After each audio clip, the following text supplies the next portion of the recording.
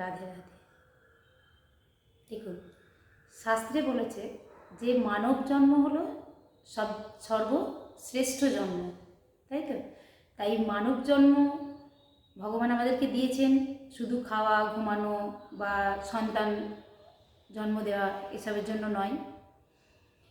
সেটা তো একটা পশুও খায়, ঘুমায়, ঘোরে বেড়ায়, সব কিছু সন্তানের জন্ম দেয়, সন্তানকে লালন পালন করে, সেটা তো একটা পশুও করে। তাহলে একটা মানুষ আর পশুর মধ্যে তফাৎ কোথায়? তাহলে মানব জন্ম হলো শ্রেষ্ঠ জন্ম। তাই যখন মানব জন্ম পেয়েছো, কিছু এমন কর্ম করে যাও যেটা মানে তুমি মারা যাওয়ার পরও তোমার মানে অমরত্ব লাভ করবে, যেটা তোমার কথা মানুষের মনে গেঁথে যাবে, তুমি মানুষের মধ্যে অমর হয়ে থাকবে। যার যেটা সামর্থ্য সেটা অবশ্যই করা উচিত।